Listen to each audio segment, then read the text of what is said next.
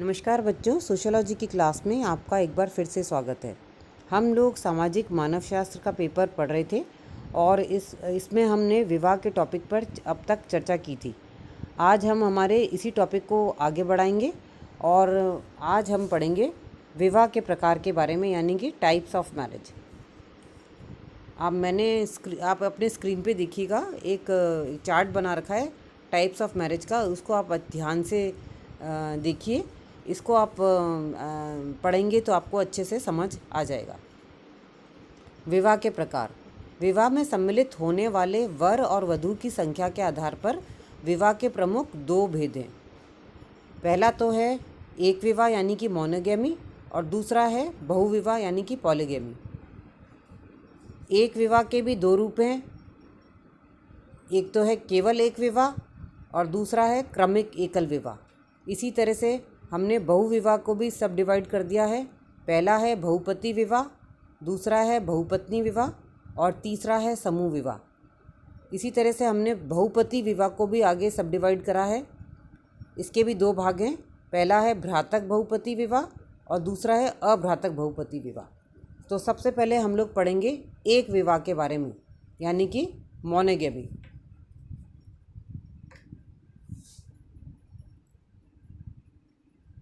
एक विवाह एक पुरुष व एक स्त्री के सम्मिलन से बनता है। एक विवाह से तात्पर्य है एक समय में एक व्यक्ति एक ही स्त्री से विवाह करे।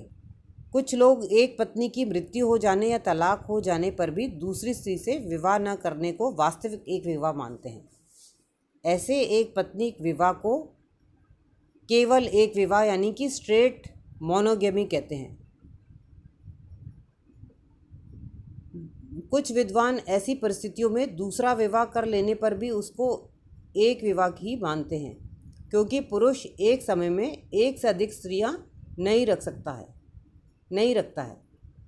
एक पत्नी या पति की मृत्यु होने पर पति या पत्नी को कुछ समाजों में दूसरा विवाह करने की छूट होती है। इस प्रकार के विवाह को क्रमिक एकल विवाह यानी कि सीरियल मोनोगैमी कहते हैं। एक विवाह बहुविवाह का संबंध व्यक्ति से ना होकर समाज से है, अर्थात कोई व्यक्ति नहीं बल्कि समाज ही एक विवाही या बहुविवाही होता है। जहाँ स्त्री व पुरुषों की संख्या करीब करीब समान होती है, वहाँ साधारणतः एक विवाह का प्रचलन होता है, लेकिन ऐसा सदा ही आवश्यक नहीं है। वर्तमान सभ्य समाजों में विवाह के विभिन्न भेदों में एक विवाह को सर्वोच्च प्रतिमान के रूप में मान्यता प्राप्त है।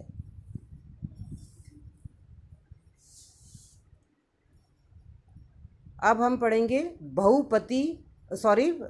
बहुविवाह के बारे में। बहुविवाह, जैसा कि आपको नाम से ही मालूम पड़ रहा है कि इसमें एक से अधिक जीवन साथी होते हैं। बहुविवाह में एक समय में एक से अधिक जीवन साथी स्वीकृत होते हैं।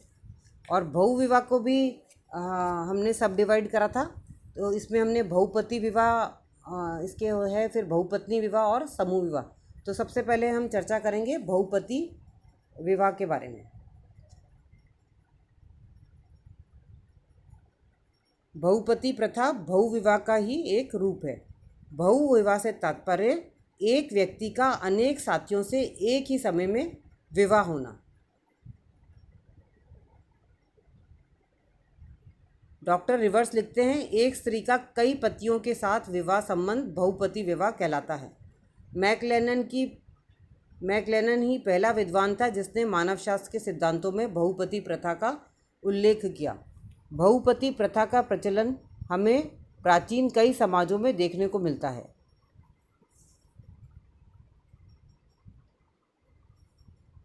भारत में तिब्बत, देहरादून, जौनसर, बाबर परगना तथा शिमला की पहाड़ियों, टिहरी गढ़वाल में रहने वाले खस राजपूतों, नीलगिरी की पहाड़ियों में बसने वाले टोडा एवं कोटा लोगों, लद्दाखी वोटा तथा तमिलनाडु के तियात एवं इरावा तथा मालाबार के नायर आदि लोगों में बहुपति प्रथा प्रचलित है। बहुपति विवाह के दो रूप हैं। एक वह जिसमें एक स्त्री के सभी पति आपस में भाई होते हैं, यह प्रथा तिब्बत में है, अतः मैकलन ने इसे तिब्बती बहुप्रथा कहा है। इसे भ्रातक बहुपति प्रथा यानी कि एडल्फिक पॉलिंड्री के नाम से जाना जाता है। इसका एक दूसरा रूप है जिसमें पतियों के बीच परस्पर कोई संबंध नहीं होता। मैकलेनन ने इसे नायर बहुपति कहा क्योंकि इसका उदाहरण मालाबार के नायर लोग हैं। इसे अभ्रातक बहुपति प्रथा यानी कि नॉन एडल्फिक पॉलिंड्री कहते हैं।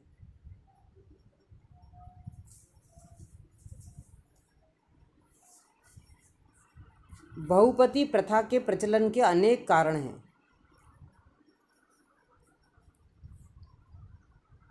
वेस्टरमार्क का मत है कि बहुपति विवाह का मुख्य कारण लिंग अनुपात का असंतुलन होना अर्थात समाज में स्त्रियों की तुलना में पुरुषों की अधिकता होना है। ऐसा इसलिए होता है कि कई समाज में जीवन बड़ा संघर्ष में है। इस संघर्ष में स्त्रियां भार स्वरूप समझी जाती हैं, अतः उन्हें पैदा होते ही मार दिया जाता है। इससे स्त्रियों की कमी और पुरुषों की अधिकता हो जाती है। दूसरा है फिर इसका एक कारण, समनर और आर.एन. सक्सेना ने गरीबी का ही इस प्रथा के लिए उत्तरदायी माना है।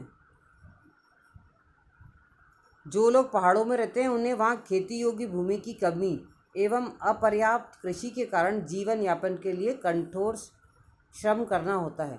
अतः परिवार को चलाने के लिए सभी भाई मिलकर प्रयत्न करते हैं।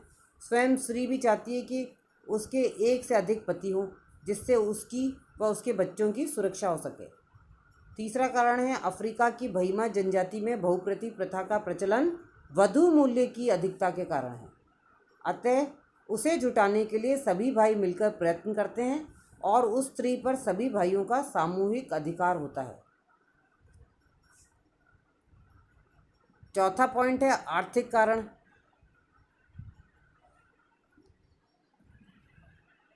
और पांचवा पॉइंट है संपत्ति का विभाजन। कभी कभी संपत्ति विभाजन को रोकने के लिए भी इस प्रथा का पालन किया जाता है। और छठा पॉइंट है जनसंख्या को मर्यादित रखने के लिए। एक मान्यता यह भी है कि बहुपतित्व में प्रजनन दर कम हो जाती है, अतः जनसंख्या को मर्यादित रखने की लालसा के कारण भी इस प्रथा का प्रचलन हुआ है। अब है बहुपतित्व के विभिन्न परिणाम। पहला है इस प्रकार के विवाहों में स्त्रियों से उत्पन्न होने वाली संतानों की संख्या कम होती है तथा जो संतानें होती है उसमें भी पुरुष संतानों की संख्या अधिक होती है। अतः यह क्रम पीढ़ी दर पीढ़ी चलता ही रहता है। कई स्त्रियों में बहुपति प्रथा से बांझपन आ जाता है। ऐसा कौन से जैविकी कारणों से होता है यह अभी स्पष्ट नहीं है। थर्ड पॉइंट है स्त्रियों में विभिन्न पुरुषों के साथ यौन संबंध के कारण गुप्त रोग बढ़ जाते हैं एवं शरीर क्षीण हो जाता है। ऐसी स्थिति तलाक की समस्या पैदा करती है। चौथा पॉइंट है बहुपतित्व ने समाज में नैतिकता का दोहरा मानदंड पैदा किया है। खास लोगों में एक स्त्री को विवाह के बाद अपने ससुराल में कठोर वैवाहिक नियमों का पालन करना पड़ता है, परंतु वही स्त्री जब अपने पिता के घर जाती है तो उसे यौन व्यवहार की छूट होती है।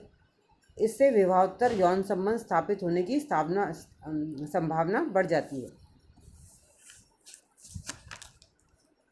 अब हम चर्चा करेंगे बहुपत्नी विवाह के बारे में। यह भी बहुविवाह का एक रूप है। बहुपत्नी विवाह का अर्थ है एक पुरुष द्वारा एक से अधिक स्त्रियों से विवाह करना। इस प्रकार के विवाह पर धनवान एवं शक्तिशाली लोगों का ही विशेषाधिकार रहा है। विश्व में अफ्रीका ही वह भूमि है जहाँ यह प्रथा अधिक फली फूली है। इस्लाम में बहुपत्नी प्रथा व्यापक रूप से प्रचलित है। राजनीतिक व आर्थिक समृद्धि के साथ साथ एक व्यक्ति की पत्नियों की संख्या भी बढ़ती जाती है। बगांडा लोगों में बहुपत्नित्व का एक कारण यह भी है कि राजाओं में उत्तराधिकारी पुत्र के अतिरिक्त अन्य पुत्रों के होते ही मार दिया जाता है, अतः स्त्रियों की संख्या बढ़ जाती है। इसके अलावा राजा जब किसी पुरुष से नाराज हो जाता है तो उसे मौत की सज़ा देता था। साथ ही इस जनजाति के पड़ोसी जनजातियों से युद्ध होते ही रहते हैं, जिनसे पुरुषों के मारे जाने से समाज में उनकी संख्या कम हो जाती है। बंगाल में अनुलोम एवं कुलीन विवाह की प्रथा के कारण पत्नित्व प्रचलित है।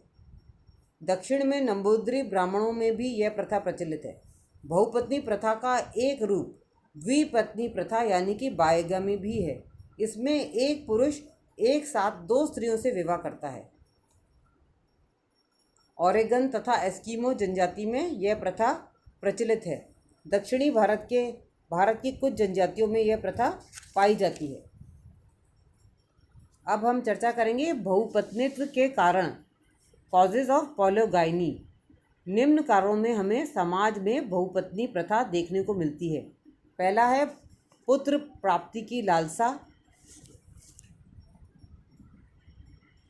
हिंदुओं में पुत्र का धार्मिक महत्व है, अतः एक स्त्री के कोई संतान न हो या केवल पुत्रियां ही हो तो पुरुष दूसरा विवाह पुत्र प्राप्ति के लिए करता है। सेकंड पॉइंट है आर्थिक कारण।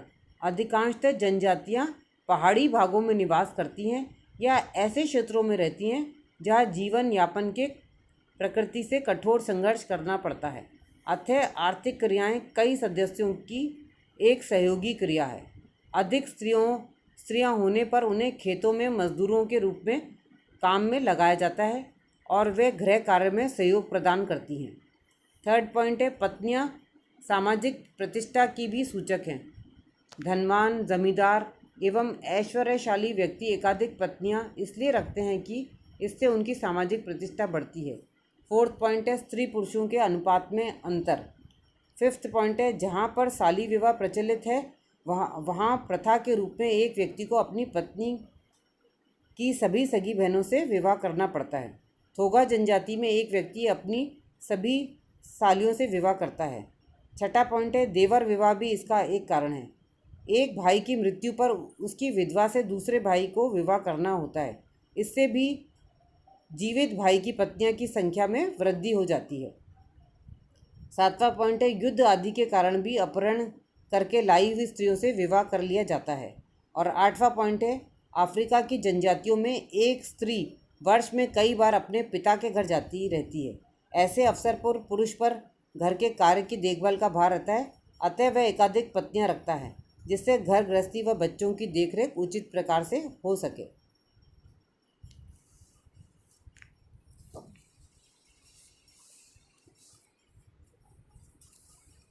उपरोक्त कारणों के अतिरिक्त वेस्टरमार्क ने अपनी पुस्तक हिस्ट्री ऑफ ह्यूमन मैरिज में बहुपत्नी के कुछ अन्य कारण बताए हैं। जैसे नंबर 1, जंगली जातियों में यह विश्वास है कि स्त्री के गर्भवती होने पर तथा जब तक बच्चा दूध पीता है तब तक पति को पत्नी के साथ यौन संबंध नहीं करने चाहिए, अतः ऐसी बाधित ब्रह्मचार्य के कारण उनमें दूसरा विवाह करने की प्रथा प्रचलित है। सेकंड पॉइंट है जंगली जनजातियों में पुरुषों की तुलना में स्त्रियां शीघ्र वृद्ध हो जाती हैं और उनका यौवन ढल जाता है, अतः पुरुष दूसरा विवाह करता है। थर्ड पॉइंट विविधता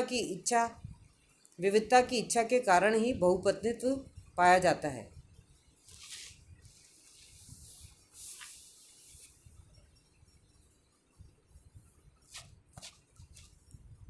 फिर नेक्स्ट पॉइंट है जंगली जनजातियों में जीवन यापन कठिन होने से अधिक संतानों का होना आवश्यक है जिससे परिवार का भरण पोषण सरलता से हो सके।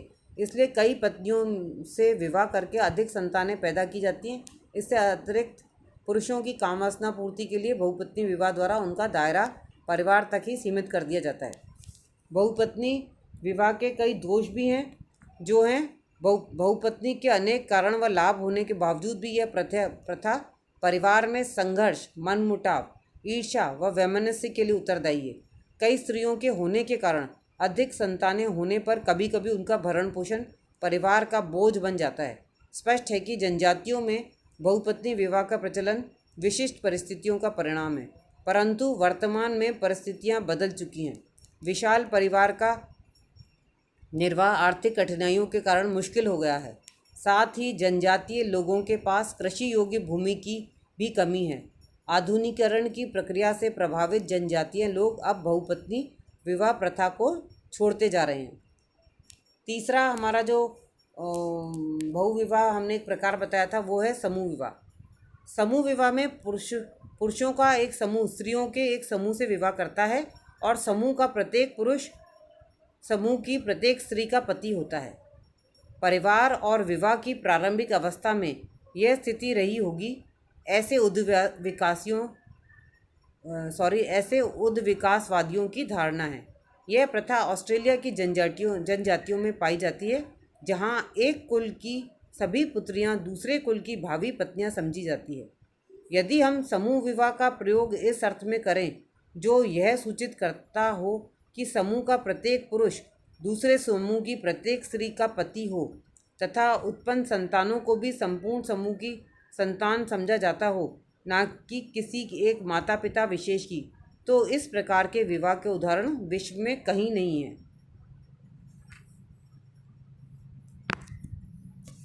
ठीक है बच्चों, तो आज आपको समझ आ गया विवाह के प्रकार। मैंने आपको शॉर्ट में बताया है, आप अपनी बुक्स के अंदर इसको डिटेल में पढ़ना।